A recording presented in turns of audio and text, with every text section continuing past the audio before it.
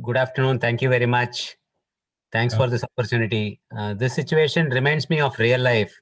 We end up doing a lot of business activities with little time left for risk management. I hope this meeting is also not following the same route. So we need to give adequate time for risk management if we have to manage risk properly. So with that, let me come straight to the point and start with Vishal. On my first question as to Vishal, with all your experience, by the way, we have more than 100 years of experience in this panel, which is something which the audience should be happy to know. And Mr. Jaju leads the pack with 45 years.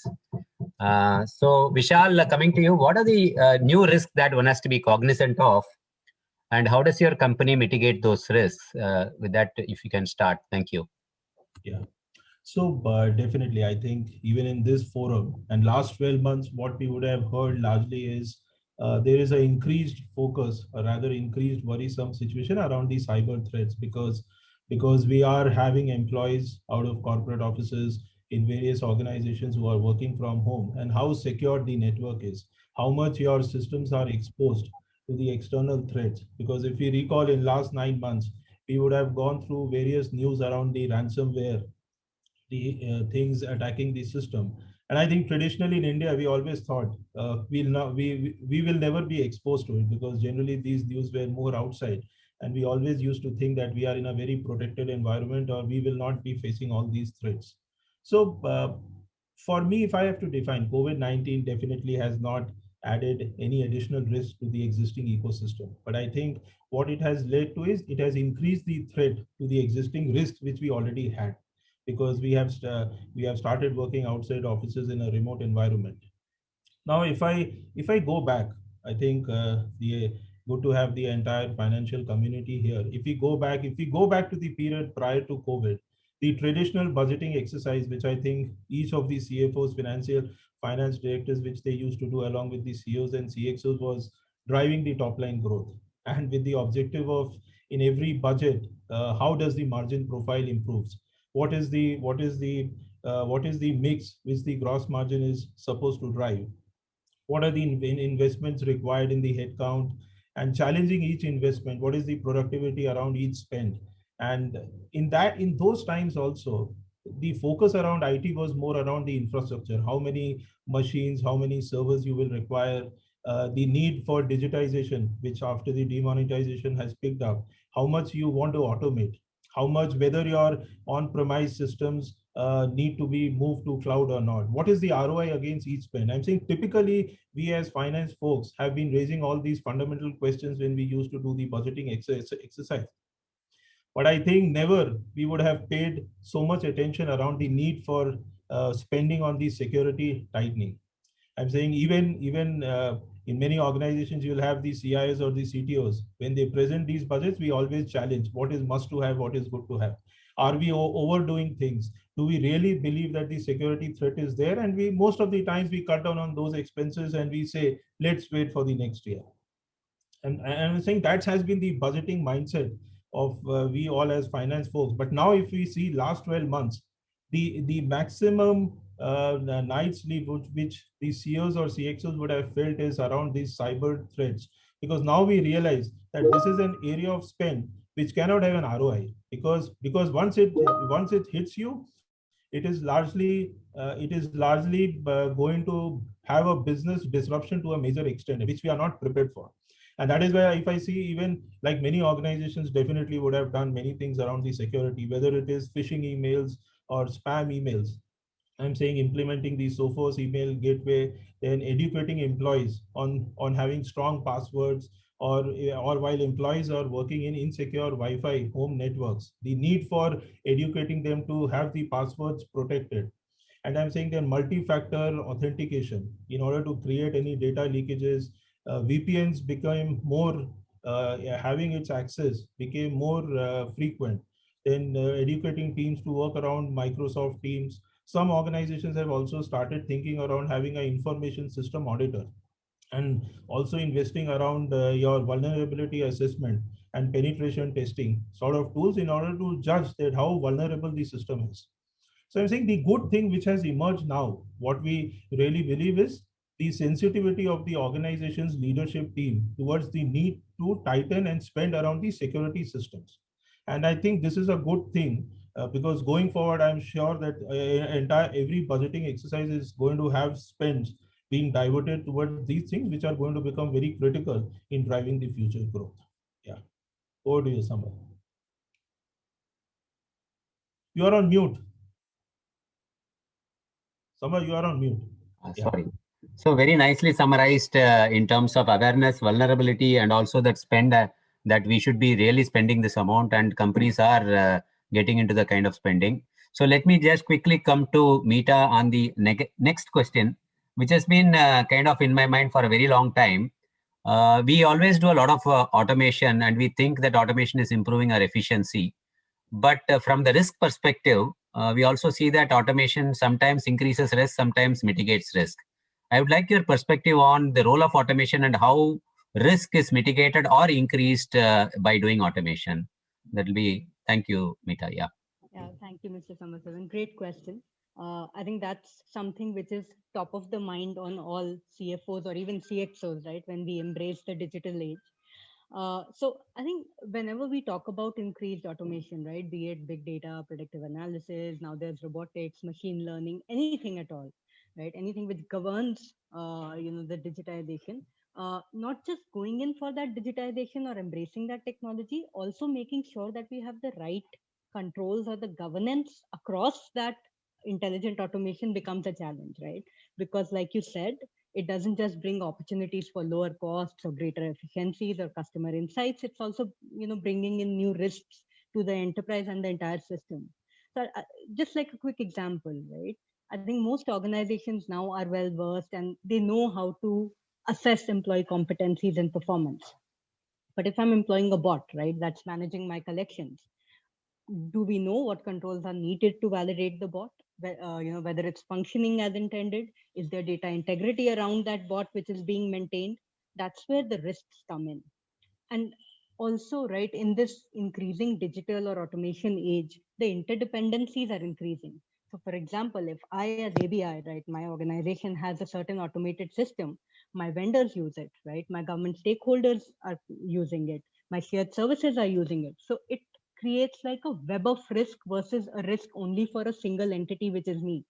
So in that kind of parlance, I would say definitely there are new risks which come in, but at the same time, it doesn't mean that we don't adopt these newer technologies, right? We need to evolve along with them. And organizations, I think, need to understand how the automated and the intelligent application systems impact its risks and controls, and establish a sound governance system which is suited to drive these environments and build capabilities around it. So that's my take. Over to you.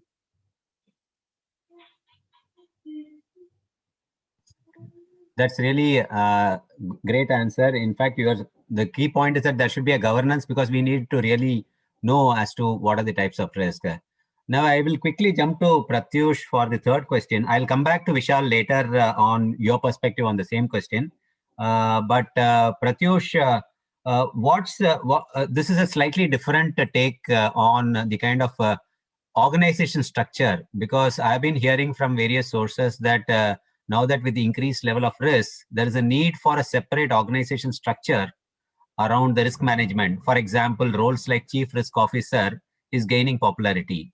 What's your take on creating a structure? Should we create? Should we not create? What are the guidelines one should be aware of for creating such an exclusive structure towards risk management? Yes, on to you, Pratyush. You are on mute, Pratyush, I think. Sorry, can you hear me now? Yes, we can. Okay, sorry. Thanks for the question. I was saying, Mr. Samba. I think firstly talking about a couple of organizations that I've worked with, I think by and large in those organizations, what I've seen is the CFO, and in some organizations, the legal officer. I think between the two, they kind of act as the chief risk officer. I think irrespective of the what do you say, the job description, one of the core for any finance person is the controllership. Because if you actually look at the organization all the way down to, let's say, a manufacturing organization, all the way down to sales and to plants, etc., etc., I think one big pillar of compliance that sits in each of the units, etc., is the finance folks, and they have to act as the, so to say, the risk officers, if you were to say, drive compliance within the organization, etc., etc.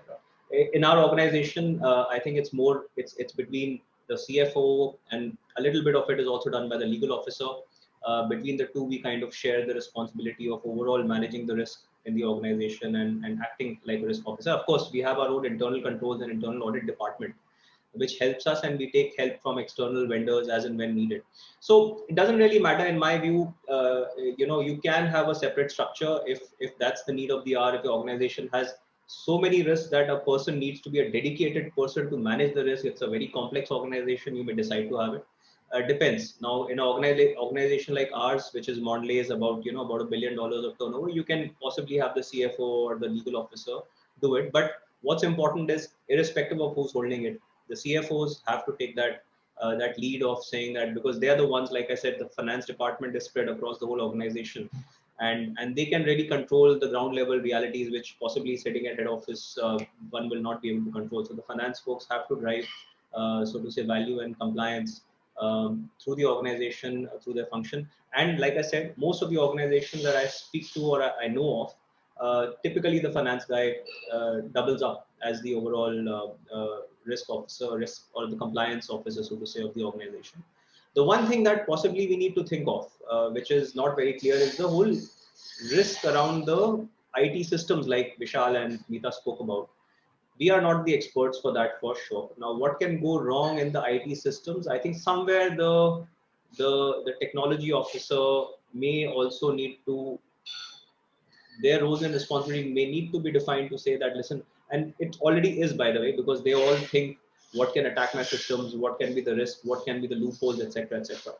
I think that's where maybe a CTO is also becoming a very important component of the group that kind of drives compliance in an organization.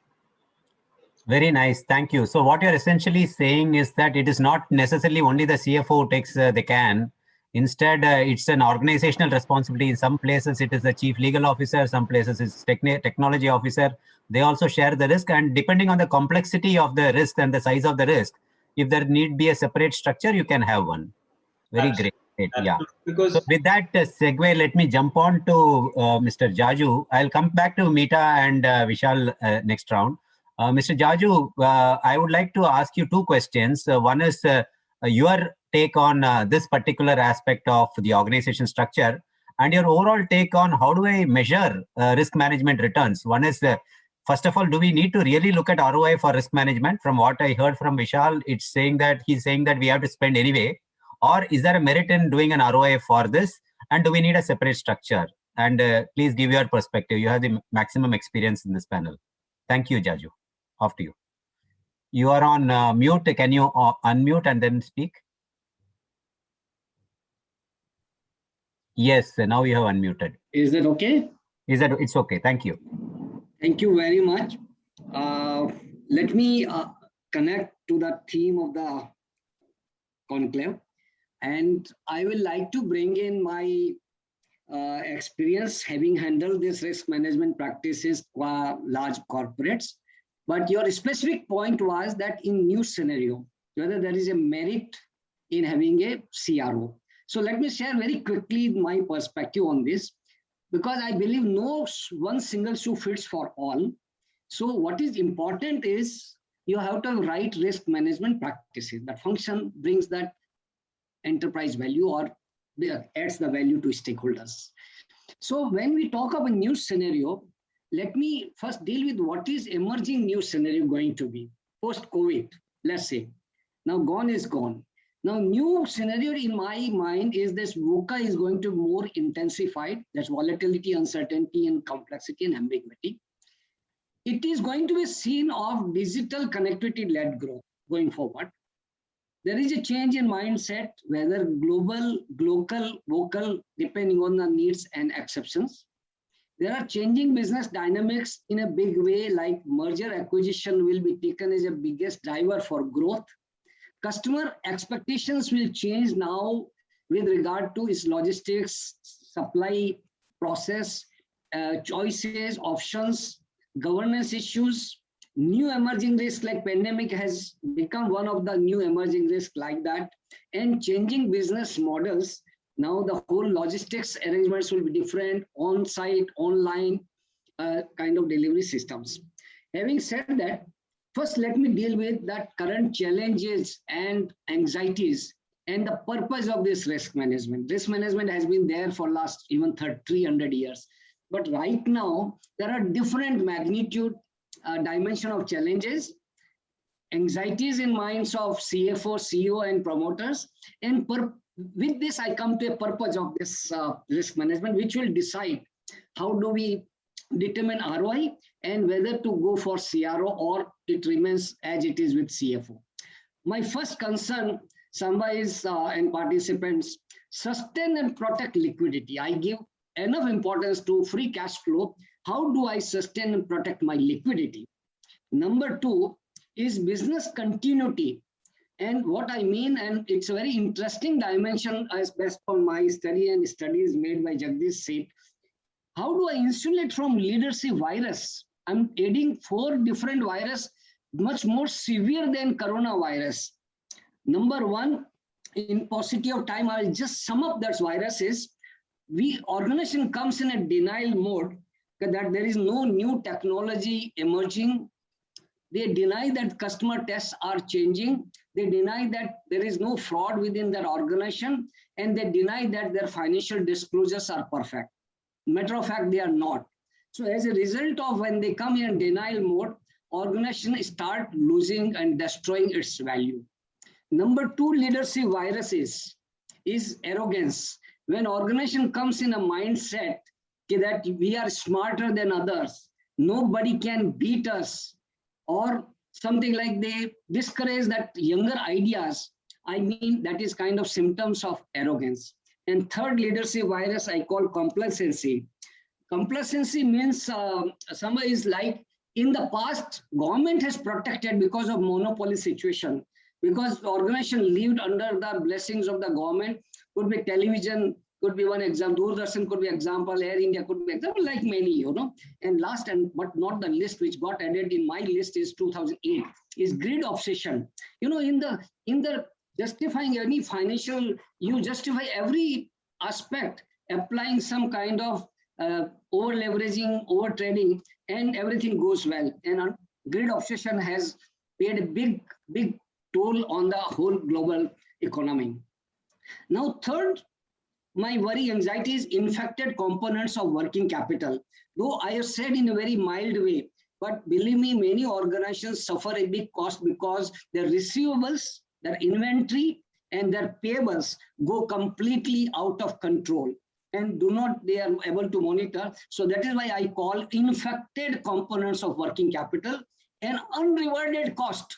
When I say unrewarded cost, some of the costs, if you really take a stock in your balance sheet or P&L or general ledger, you will find that cost does not bring a matching revenue.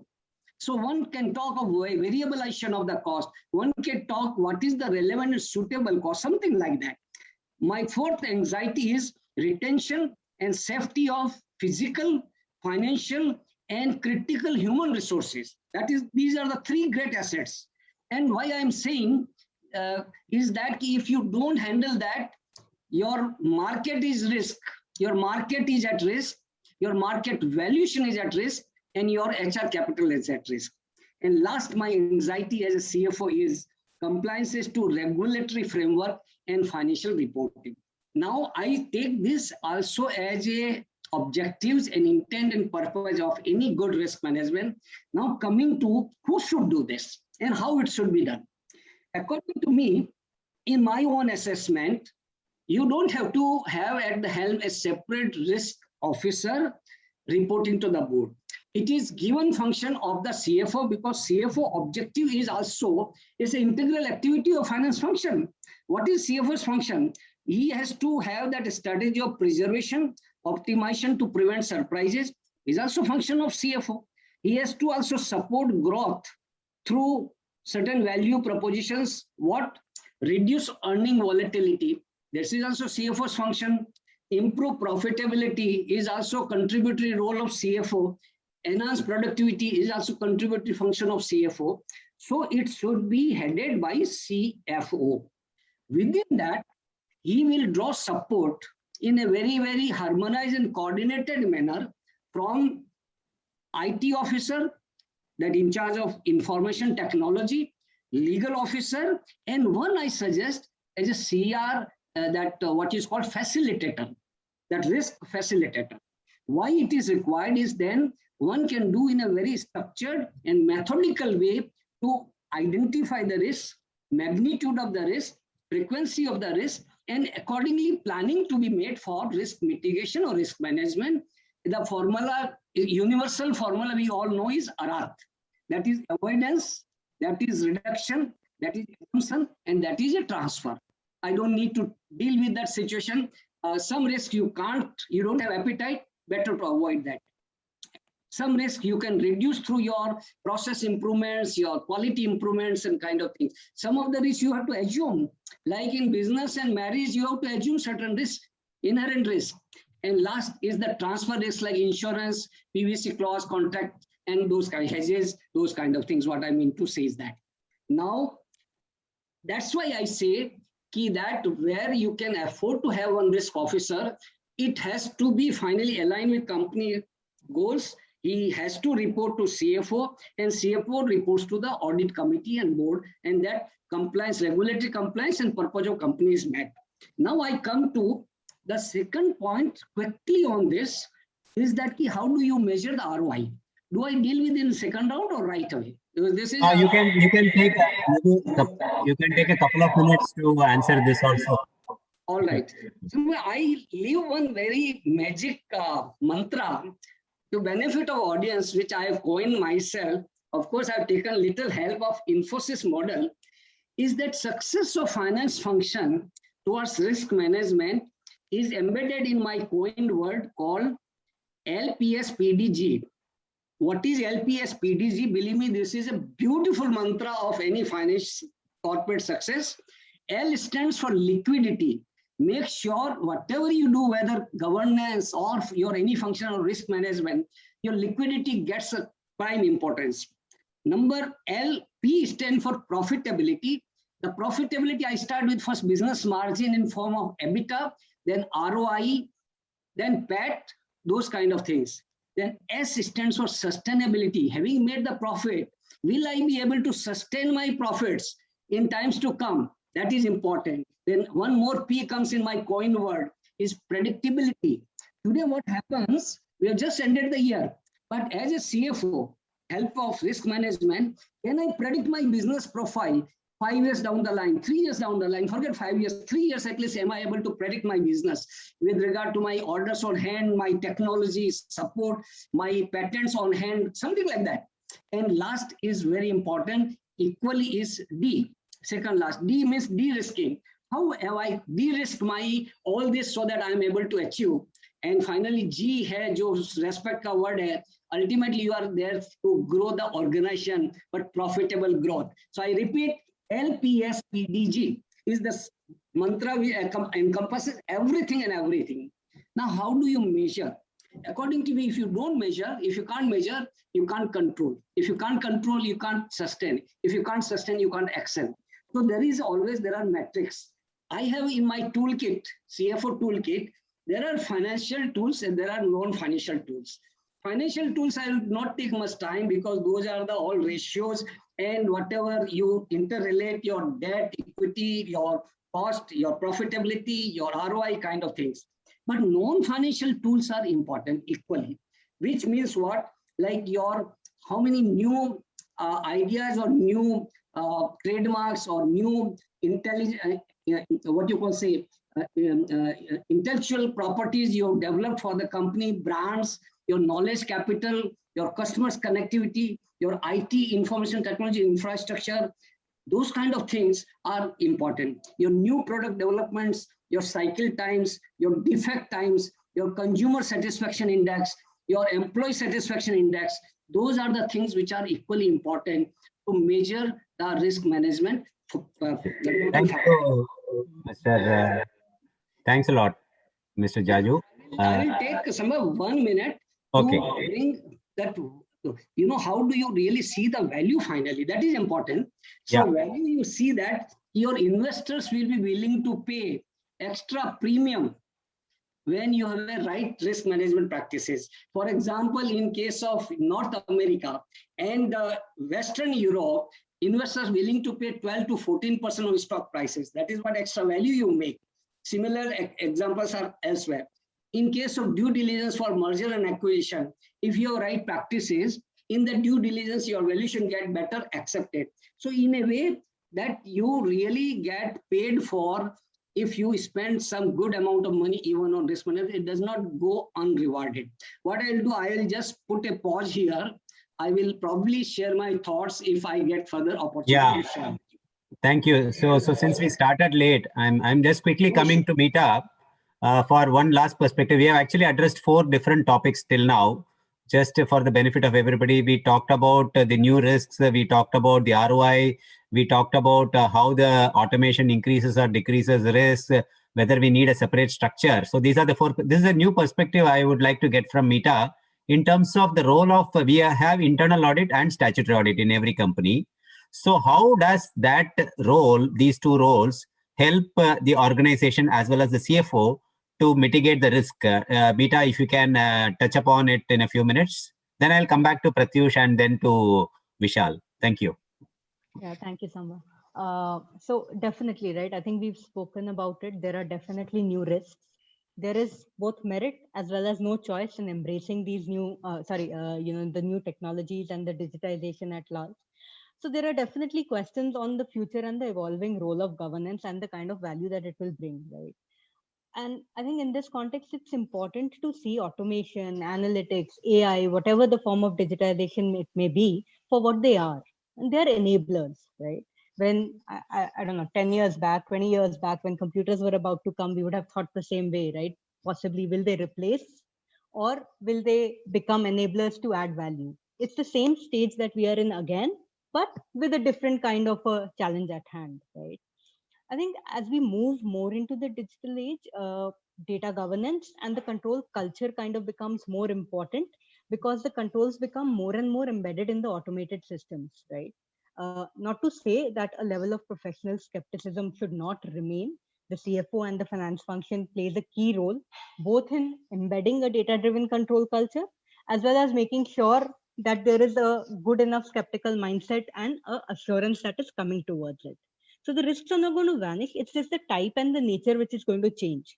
And as we venture into more advanced technologies, I think the auditors need to deliver, be it internal or statutory auditors, both that you reference to, they need to deliver a stronger value and a higher preventive assurance, right? There are a lot of organizations, mine included, which are going in towards continuous monitoring or auditing tools, which is what a newer value add that internal audit is now starting to bring in. And even with the newer automations, there are different kind of control risks that the stat auditors need to address, right? So be it IT audits taking more importance, be it the general control environments around our automated systems gaining more importance versus the more traditional substantive testing or sampling. So the ways and means in which the audits happen will change.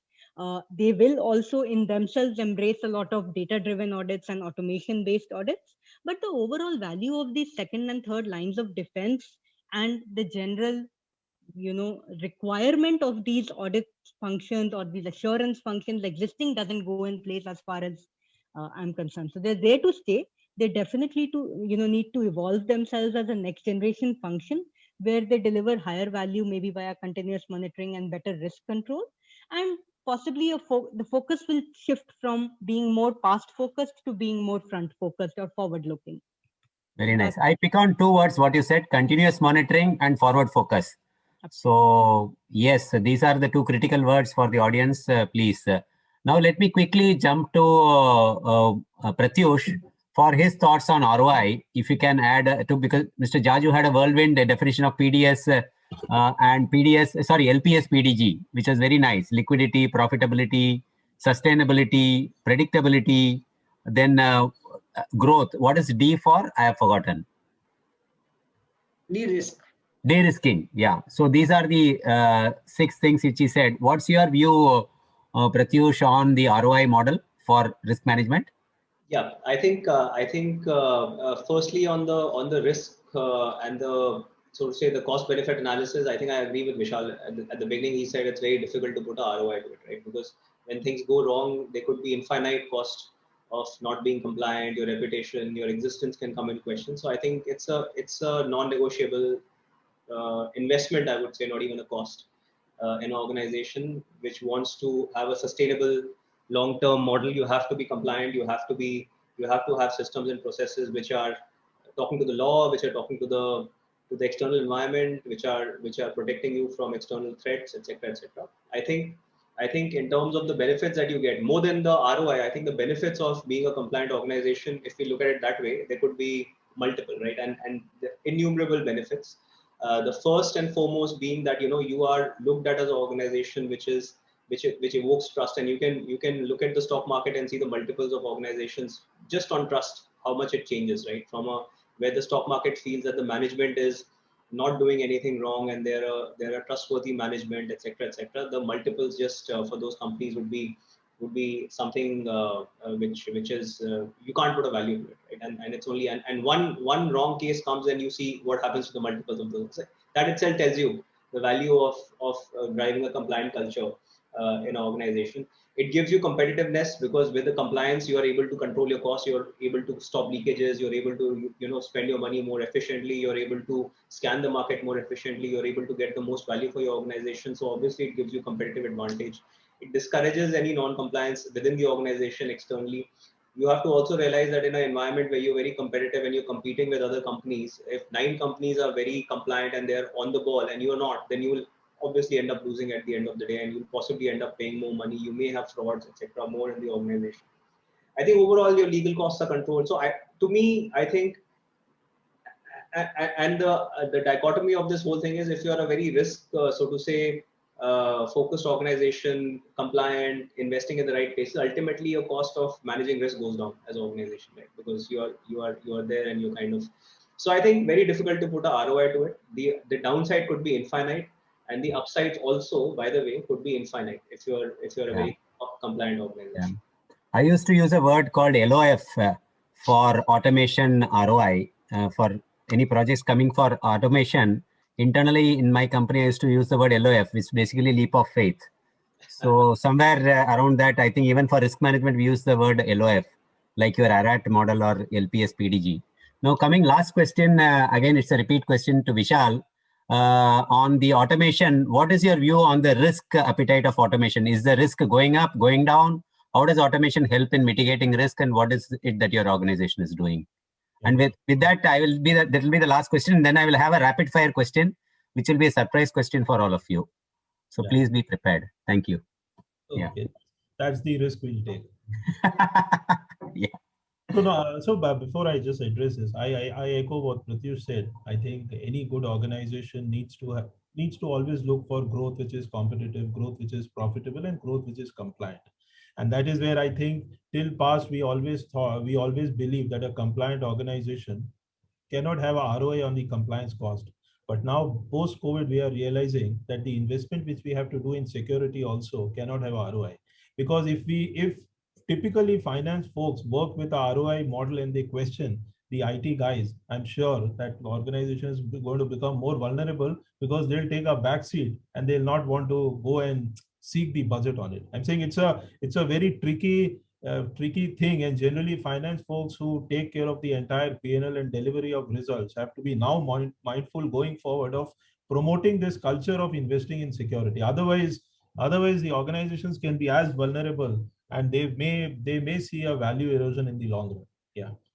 So coming back to the automation, I think I echo what earlier Meeta also said. Automation, I don't see as posing any risk to the operational activities. Rather, it reduces risk. But yes, it does have a risk towards the cyber security threats.